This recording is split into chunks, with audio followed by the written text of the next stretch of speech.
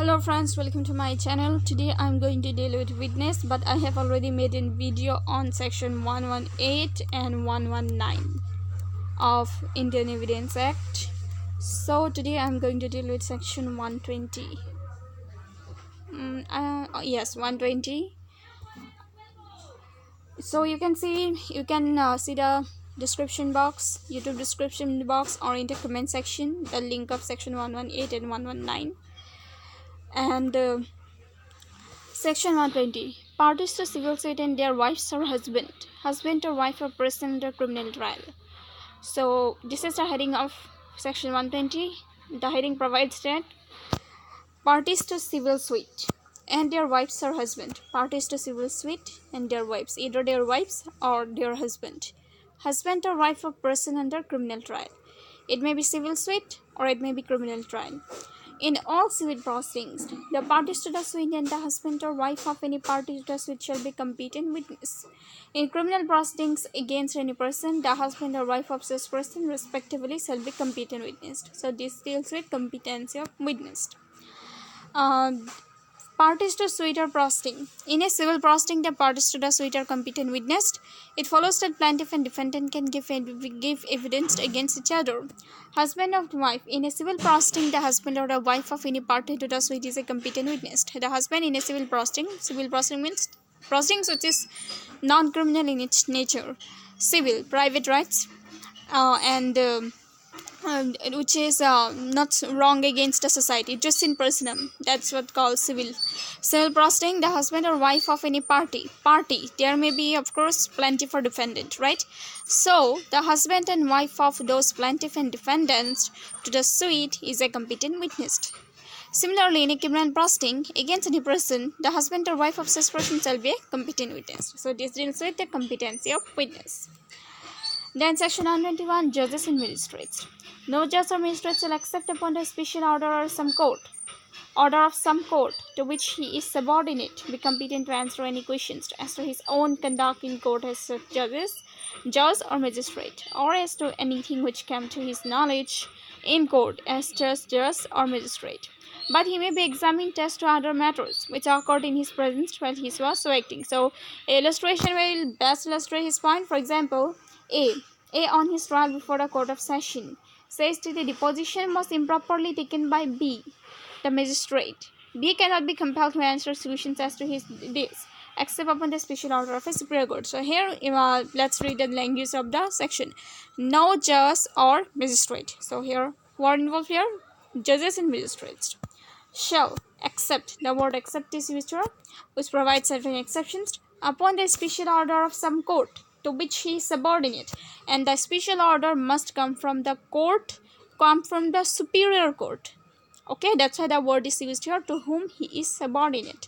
Be compelled to answer any question as to his own conduct. Question as to his means the judges or magistrates' own conduct in court. In court, of course, the conduct relates to in court, not personal capacity as judge or magistrate, or as to anything which came to his knowledge in court as judge or magistrate.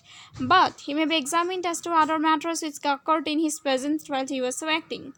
So then, illustration B. A is accused before a court of sessions of having given false evidence before B. So there are two persons, A and B. Mr. A is accused before the court of session. The trial court is court of session of having given false evidence before B. The B is a magistrate. Mr. B, which is a magistrate. B cannot be asked what he said except upon the special order of the superior court. So generally, B cannot be asked what A said to B. But exception is also there, and this exception is except upon the special order of the superior court. There must be an order. The order must come from the superior court. The order must be a special order. Okay. Then C, illustration C. A is accused before the court of session of attempting to murder a police officer whilst on the trial before B. So here the case is A and B, two persons is there.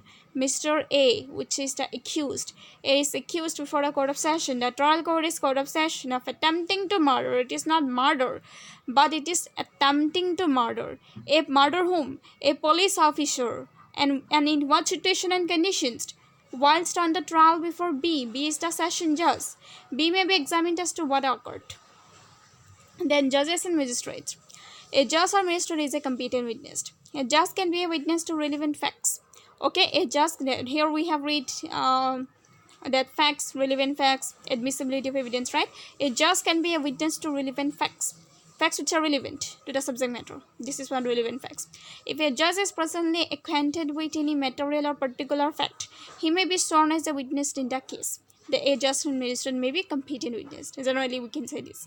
If he saw something happen, he can testify to it even if it happened before him when he was presiding as a judge or magistrate, even though it is not happened before him in his personal capacity. No, not as a judge or magistrate. So it happened before him when he was presiding as a judge or magistrate in his professional capacity, right? If, for example, the accused attempted to shut down a witness when he was testifying before a judge, so we can give an example. For example, the accused attempted to shut down a witness. Okay, witness is there, accused is there. The accused attempted. This is just an attempt. Okay, not not successful, a complete attempt. Not accomplishment, but just an attempt to shut down a witness while he was testifying before a judge. So we in this type of things happens mostly in movies, we have seen, right? Testify before a judge. The judge may be questioned as to what he saw. Okay, in this case a judge can, or magistrate can also be a competent witness. Judicial privilege, but subject to this, no judge or magistrate can be questioned as to his judicial conduct. Even judges are competent witnesses, though they may not be compelled to testify so as to matter in which they have been judicially engaged, but their evidence has been received upon matters which did not involve the exercise of judicial discretion or power. So they cannot be questioned on their judicial conduct in which they are judicially engaged, or in which they exercise their judicial discretions or powers. Arbitrators too are equally competent witnesses, not only judges and magistrates. This is applicable to arbitrators as well.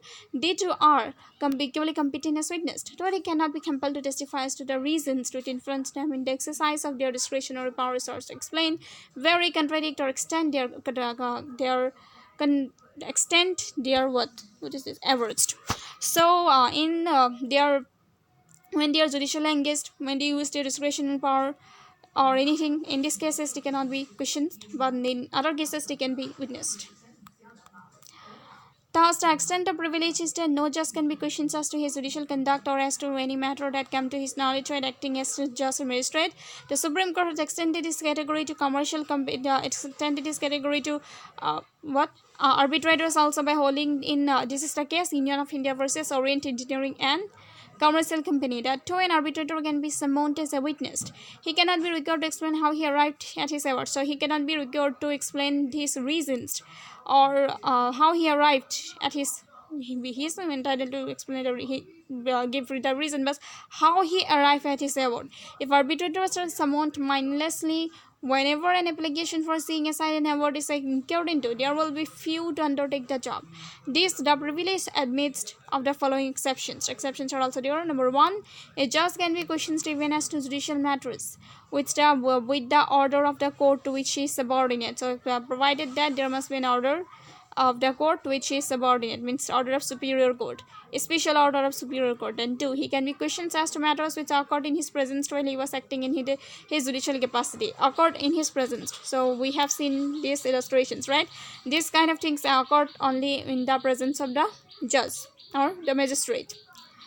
Then comes 3. He can waive his privilege and voluntarily offer to explain his conduct as judge or magistrate. And there says he can waive his privilege, although he is not entitled to explain anything as to his conduct or anything as to his discretionary power of as we have seen here, judicially engaged, right? But he can waive this privilege.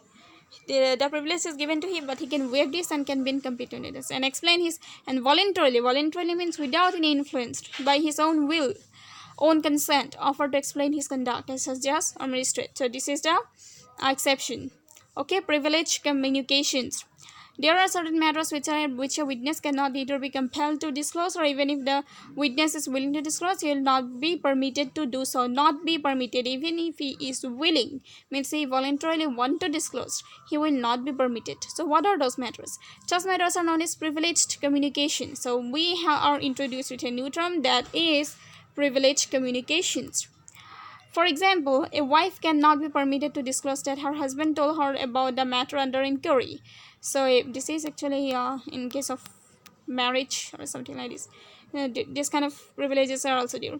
Privileged communication are of two kinds, namely those which are privileged from disclosure. Privilege from disclosures means they are not entitled to disclose, and those which are prohibited from being disclosed, which are prohibited, privileged from disclosures, and those which are prohibited from being disclosed. And let's see, communications are permitted to be disclosed. There are certain communications which it is a policy of law that they should not be disclosed. The law therefore doesn't permit them to be disclosed even if the party possessing that information wishes to disclose it. Even though the party wishes, they are not permitted. These protections from disclosures is to be found in the following provisions of the Act. Section 122, communication during marriage. Yes, that's very important. This is privileged communication, communication during marriage.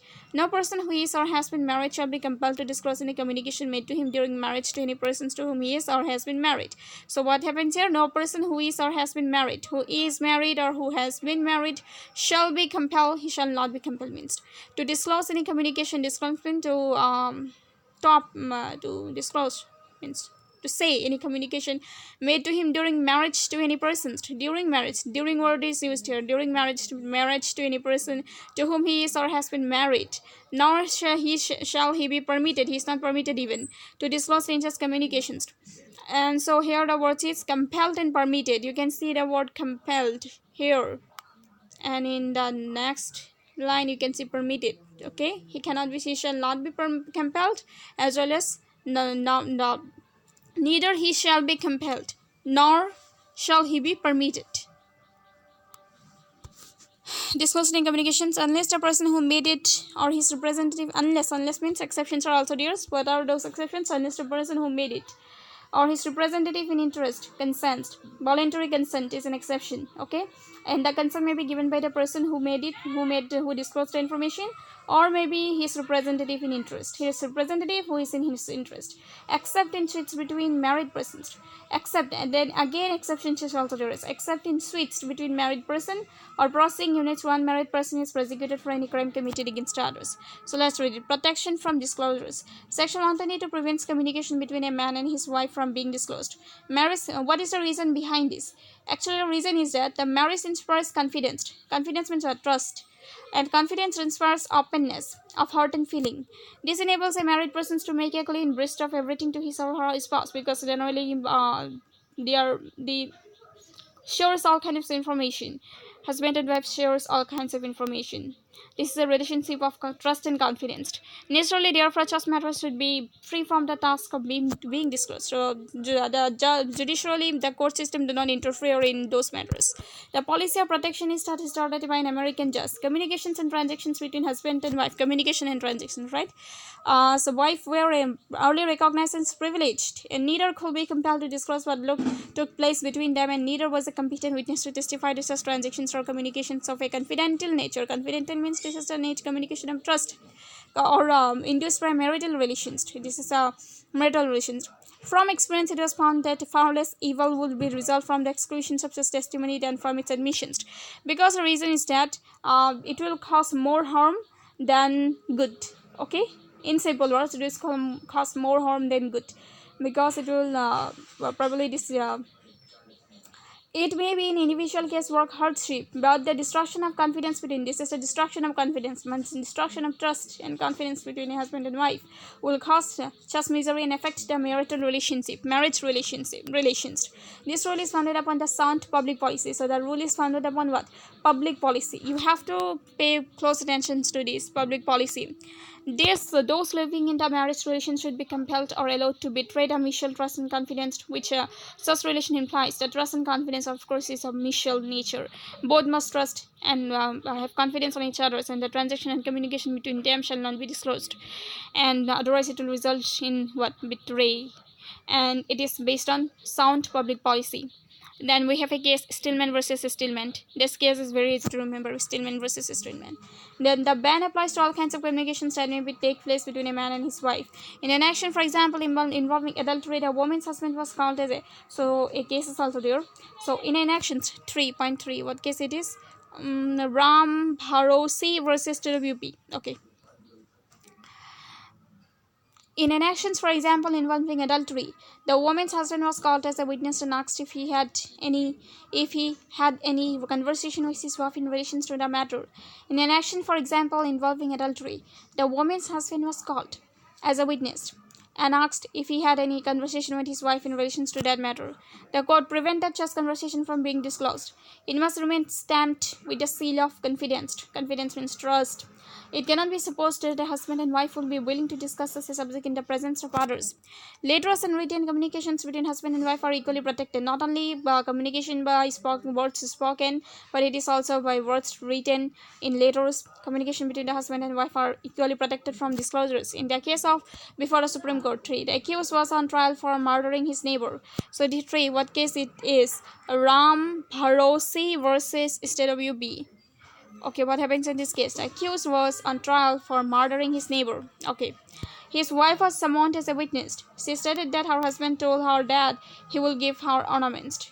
Okay. She then asked him where he had gone so early in the morning, and he replied that he had gone to the middle house, the house where the deceased lived, to get them. This conversation was held to be irrelevant under Section 122. Okay. Although it may serve as a good evidence, but it is relevant under Section 122 on the basis of what? This is what called privileged communications. Although it implies that the husband really committed murder, but irrelevant under Section 122. Example: in a Bombay case, there was prosecutions for murder. Prosecution for what? Murder. One of the wives of the accused happened to be present at the time. One of the wives of the accused happened to be present at the time when the offense was committed. The prosecution wanted to prove some statements made by the accused to his wife. The statement was not allowed to be proved through the mouth of the wife because it was protected under Section 122 of Indian Evidence Act. Thus, though the wife is a competent witness, she is not compellable. She is a competent, but it is not compelled. She is not bound, and she is prohibited to be a witness. A man was charged with wounding a woman with intent to do grievous bodily hurt. Okay, he married her after the alleged offense and 2 days before a trial. At the trial, the wife indicated that she was unwilling to give evidence, but the judge compelled her to do so when her husband was convicted. The House of Lords held that the wife was not compellable, and her husband's convictions will not stand. This is a very good case. Helen versus Metropolitan Police Commissioners. Okay, I'm going to say one. What case it is? Hoskin, Hoskyn, Hoskin versus Metropolitan Police Commissioner. Okay. Then comes protections when not available. Okay, of course, the protection may not be available in certain cases. In what cases it is not available? The privilege admits of certain exceptions also. It is not every communication which is exempt from disclosure. The exceptions are as follows: except from communications. A wife can testify as to what her husband did on a certain occasions, so not as to what he said to her. There is a difference between the word did and the word said. The best authority is the decision of the Supreme Court in Ram Bharosi versus State of UP. Ram Bharosi, okay? The accused was on his trial for murdering a neighbor for the purpose of robbing some ornaments and then to present them to his wife.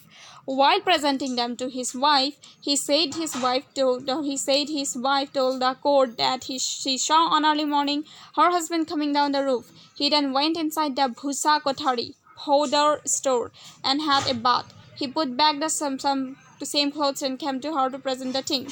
So Venkatarama, a year justice, held that what the husband said to his wife was not admissible, but she could testify as to his conduct. It was not admissible, but she could testify as to his conduct. We have read already this case here. See, in Bombay there was a prosecution for murder on whom the wives of the accused happened to be present. No, not this case. Another case we have read. The accused was on trial for the murdering neighbor. This case we have already read. Section 22. Relevant under Section 122. So again, we are reading same case. So the conduct of a spouse is not necessarily material matter. If evidence of non-material conduct can be given by the wife, conduct can be given by the wife. So should be true of non-material communications. Ordinary conversations or letters relating to business should not be regarded as privilege. Business, the word business is highlighted here.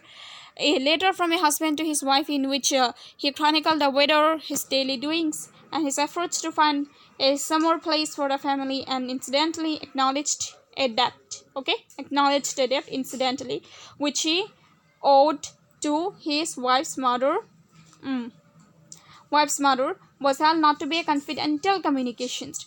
A doctor husband. This is case 3. 3 is Nourish versus Lee. No, Nourish versus Lee. Case 3. And a doctor husband's medical advice to his wife has been regarded to be not confidential, and so also posting of letters by a wife at her husband binding. So, what are non-confidential business? What?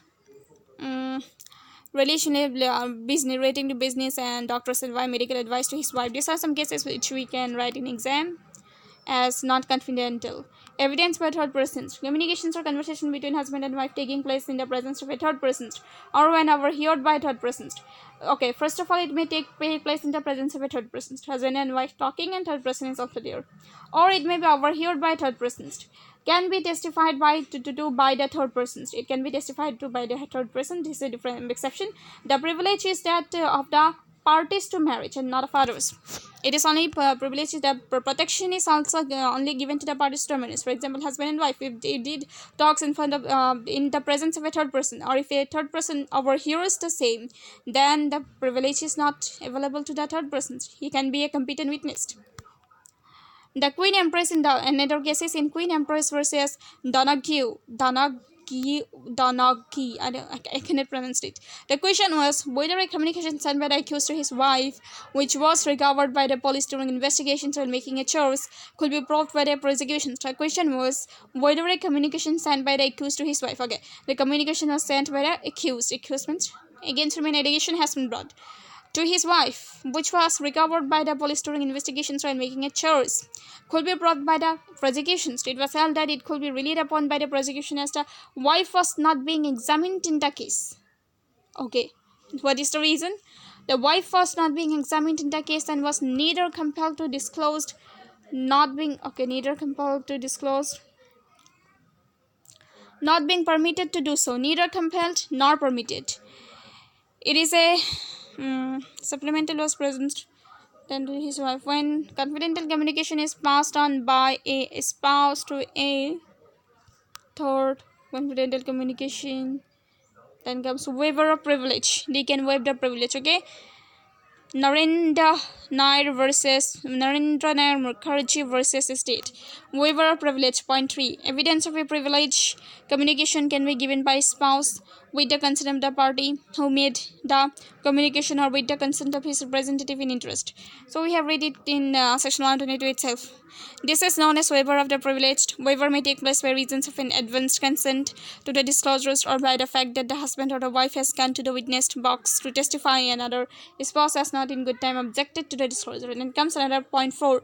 Crime or suits between married person. Yes, this is important. Suits between married person. Then there is a case Narendra Nath Mukherjee versus State. The last words of section 122 clearly recognize these exceptions by providing that such communication may be disclosed in suit between married persons or in a proceeding in which one married person is prosecuted for any crime committed against others. For example, dowry debt or other kinds of cruelty against women or against men. If a husband is being prosecuted for an offense which he has committed against his wife, the wife may disclose any communication made to her by the husband and wife is irrelevant to the matter in question. So this is a case Narendra and Mukherjee versus State. Such communications remains protected even after a dissolution of marriage, but those made either before marriage or after its dissolutions are not protected. So here another point we have seen, such communications remains protected even after the dissolutions of marriage, but those made either before marriage or after its dissolution are not protected. Then comes section 123. This is evidence as to affairs of state. We are going to read it in the next video. Okay, thanks for watching. This is 24 minutes already.